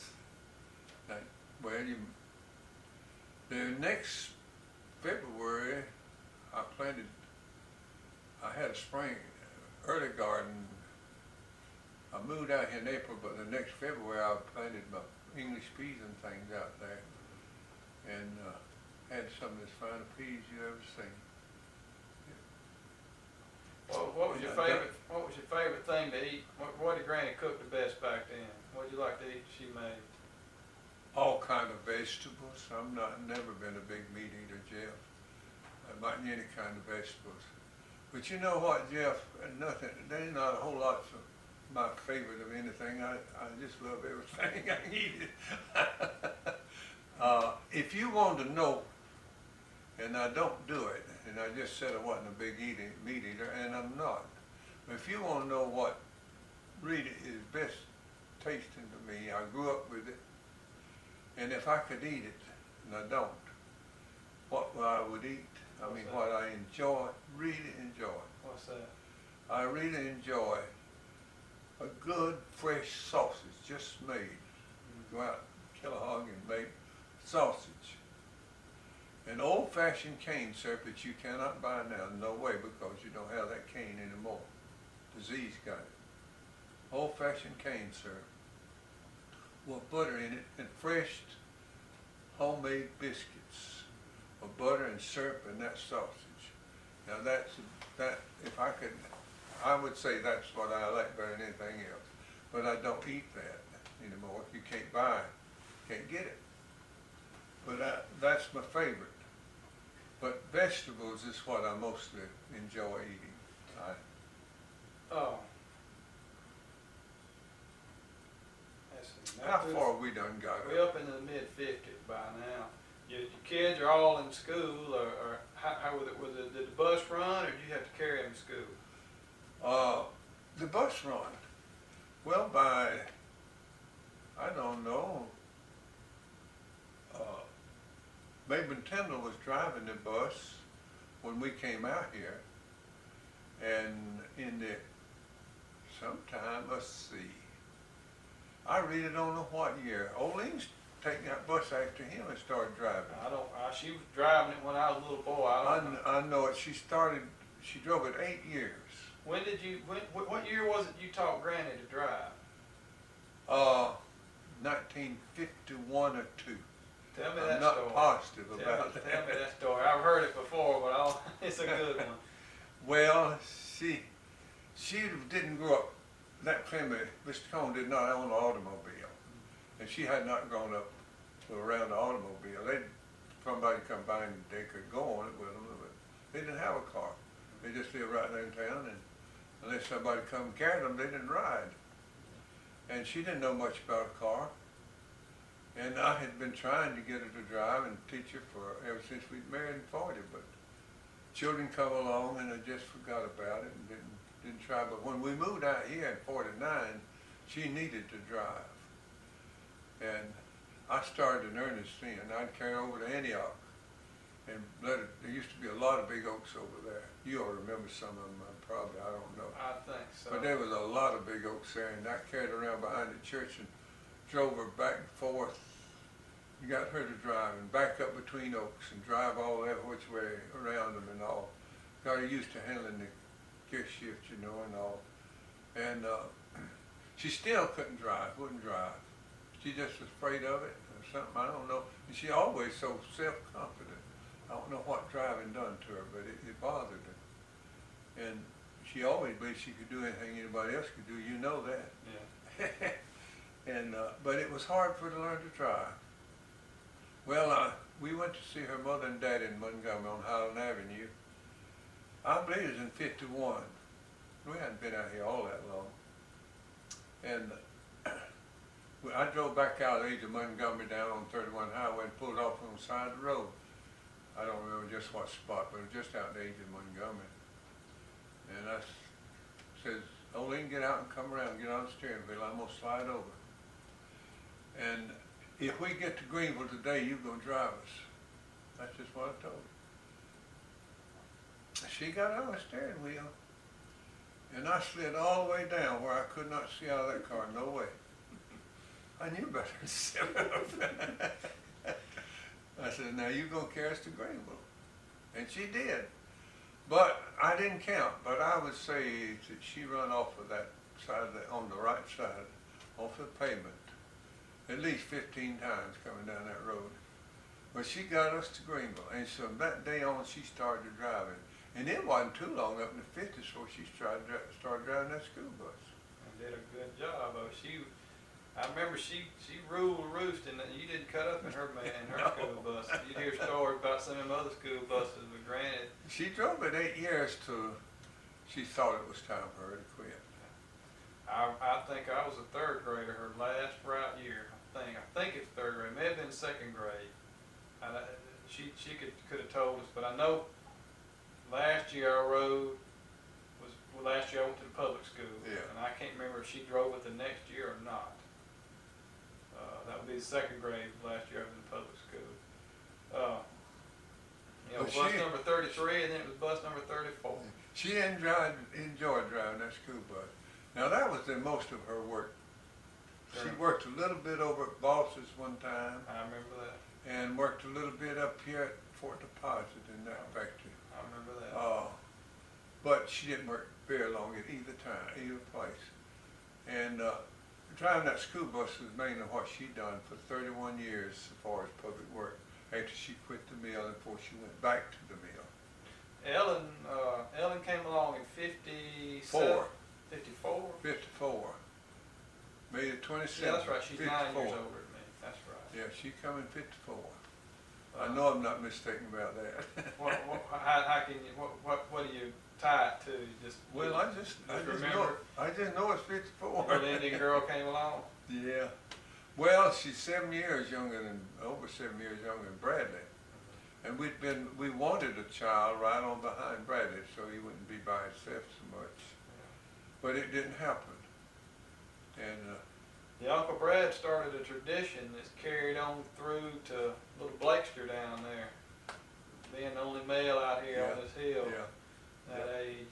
Him and me and Paul and now Blake. Yeah. Yeah. Girls rule the roost around this place, didn't Yeah. This may be an odd question, but when did you first hang your swing out from under your oak tree out there? Oh, Jeff, That's a tough one, ain't it? it is. I can tell you. I can tell you. Believe it or not. 1974.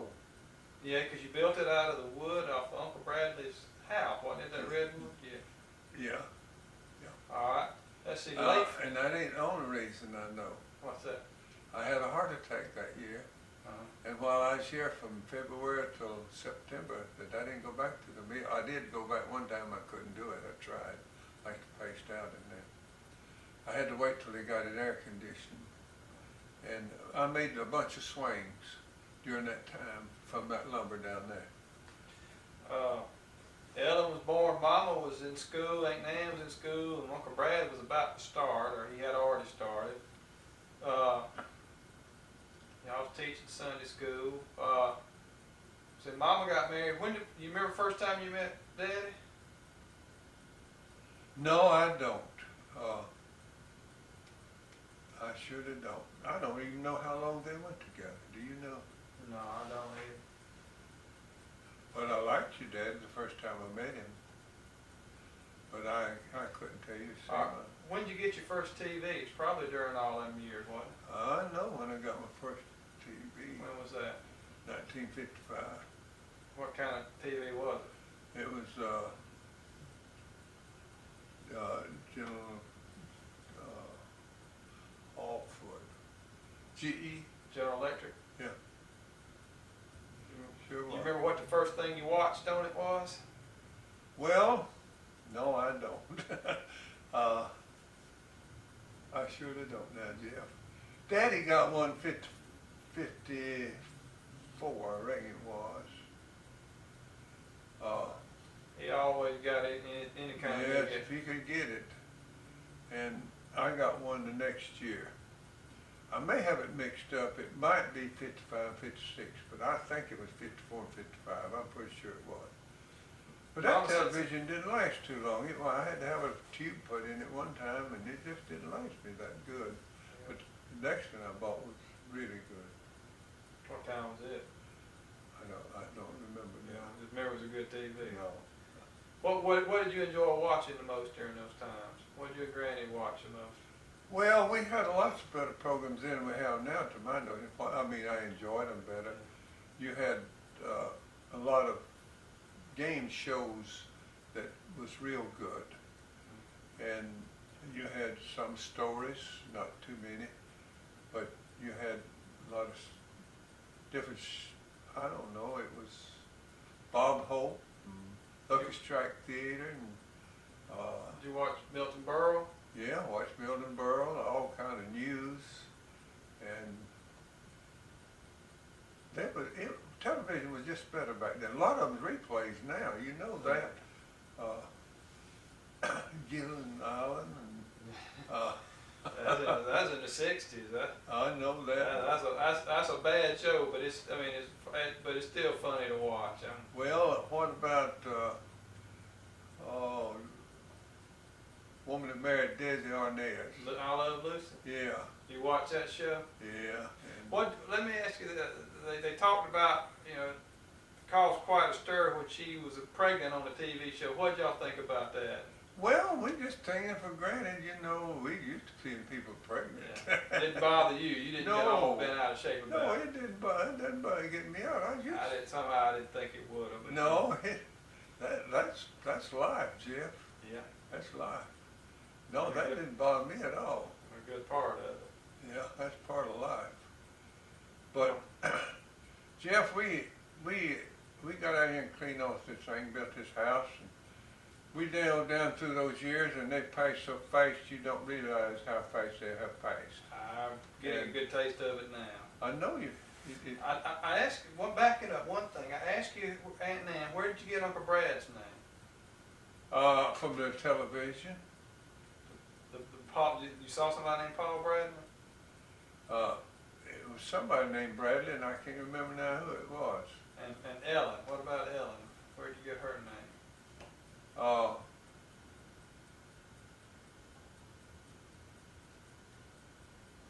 I don't know. Can't I remember. really don't know. Just like the name? Yeah, I guess so. Your mother's name, you know how it It come came about. from you, what I understood. Well, both those. If you think about it, my middle name Max and Olene, Maxine. Yeah, that's true. Yeah, that's what we done. And And Uncle Bradley called her Boxine. yeah. And Uh, no, I can't remember why. We just thought up there. We just taken it and it's all Ellen Janelle. That's all I know. And we had some hard times, Jeff. The hardest after the children, well, not your mother. We had a hard time when your mother was a baby. I wasn't making very much. And the only other time we had it real hard was along in 1954, I believe it was, the year Ellen was born. Along then,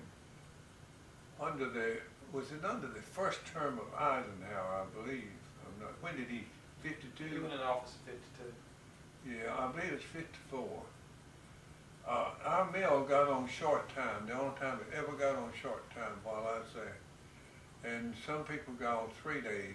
I never did get down below 4 days. But 4 days was not keeping us going good. But fortunately we didn't have any payments, much of anything. And it's the only time I ever had to do anything like this.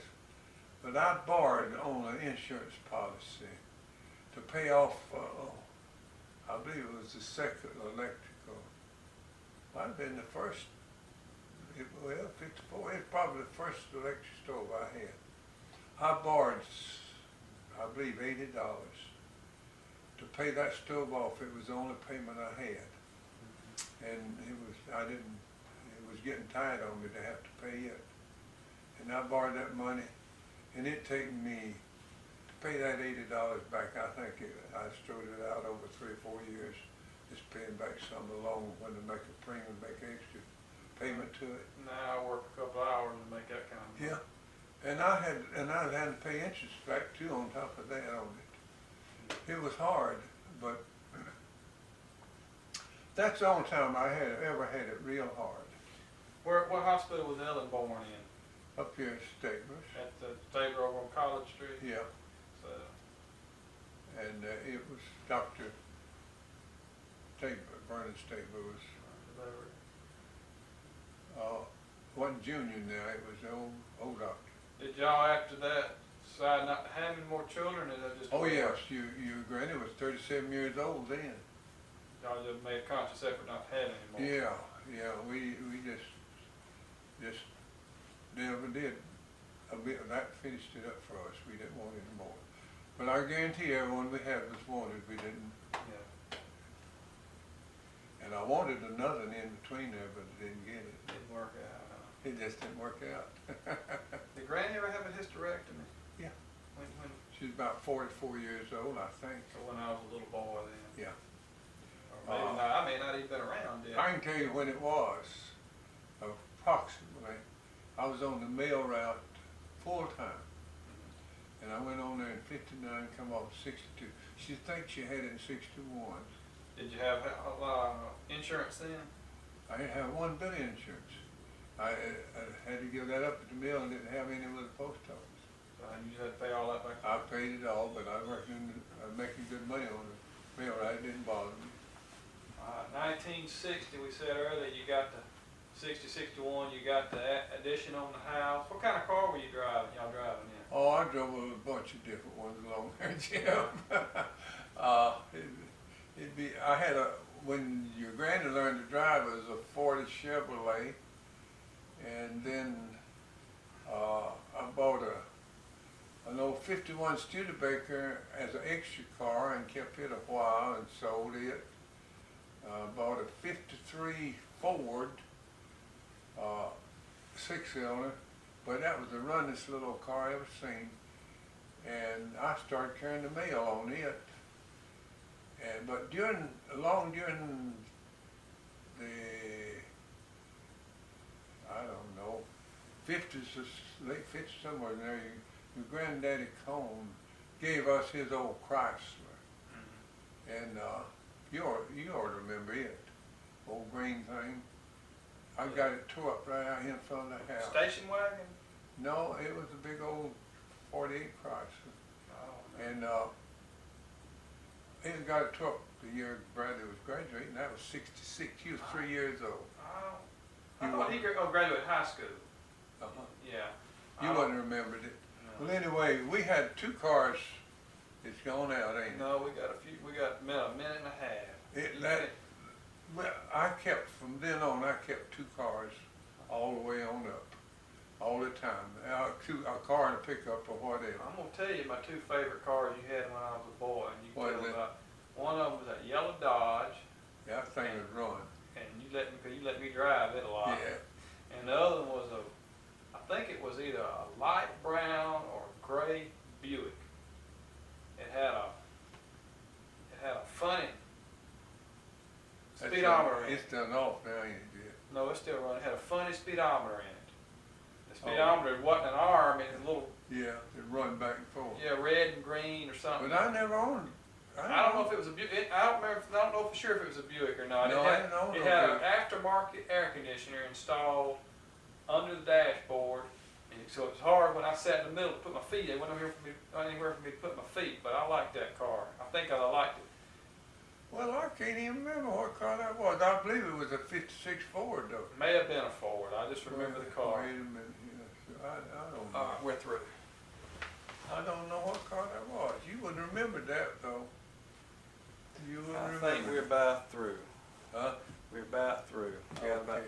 more seconds left. I remember that. I remember you didn't have it till That one that was 5640, because I didn't keep it that long. Couldn't have been, because you was born in 63.